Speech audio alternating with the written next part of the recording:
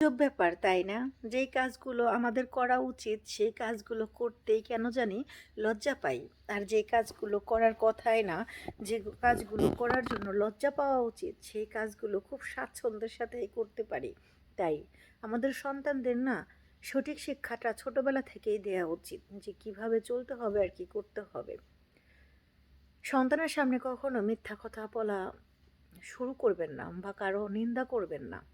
বাবা মা অনেক বাবা মাই আছে যারা কিনা নিজের সন্তানের সামনে হরহর করে মিথ্যা কথা বলে আর বলবে সন্তানকে মিথ্যা কথা বলবা না, কিন্তু মা নিজেই সন্তানের সামনে তার হাজবেন্ডের কাছে বা অন্য কারো কাছে সুন্দর বানিয়ে বানিয়ে গুছিয়ে গুছিয়ে মিথ্যা কথা বলতেছে, অথবা দেখা যাবে কারো নামে বদনাম করতেছে। বিশেষ করে পাড়া প্রতিবেশী বা আমাদের কোনো কাছের রিলেটিভসদের বদনাম সন্তানদের সামনে একদমই করা উচিত না।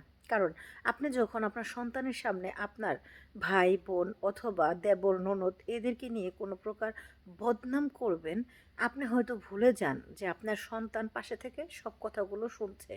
আর এই যে আপনি আপনার মনের মধ্যে বিষ রেখে যে লোকটা আপনার সামনে নাই তাকে নিয়ে এটা সেটা বলতেছেন, হয়তো সত্য না হলে মিথ্যা, যাই বলেন না কেন সন্তানের সামনে একদমই বলা উচিত না। তার কারণ হলো আপনার সন্তানের উপর এটার এফেক্ট পড়ে।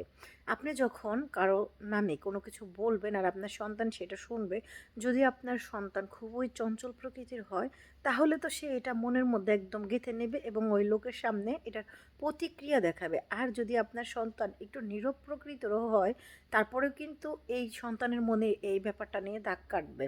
তার কারণ বাচ্চারা মনে করে যে যে তার বাবা মায়ের কাছে খারাপ সে তার কাছে খারাপ। কারণ তার মা, বিশেষ করে মায়েরা এইগুলো করে, বাবারা একদমই করে না। যখন একজন মা কারো নামে খারাপ বলবে তখন সন্তান ভেবেই নিবে যে সত্যি ওই লোকটা, আমার মা যেহেতু খারাপ বলছে সত্যি ওই লোকটা খারাপ, আমার মা যেটা বলেছে এটাই ঠিক। একজন সন্তান প্রাপ্তবয়স্ক হওয়ার আগ পর্যন্ত বিশেষ করে কিন্তু মায়ের কথাগুলোকে বিশ্বাস করে ফেলে বেশি। তাই সন্তানের সামনে কখনো কাউকে নিয়ে আজে বাজে কথা বলবেন না। আর একদমই মিথ্যা কথা বলবেন না। এই ২ টা কাজ যদি আপনি করেন, আপনার সন্তানও এই কাজগুলো ভবিষ্যতে করবে। আর নিজের যদি মেয়ে বাচ্চা হয় তাহলে তো এটা একদমই করবেন না। কারণ ছেলে বাচ্চারা তো একটু বড় হওয়ার পর থেকেই মায়ের আঁচল ছেড়ে দেয়, একটু দূরে দূরে থাকে, বাহিরে খেলাধুলা করে। কিন্তু মেয়েরা কিন্তু একদম বিবাহ হওয়ার আগ পর্যন্ত মায়ের সাথে সাথে থাকে।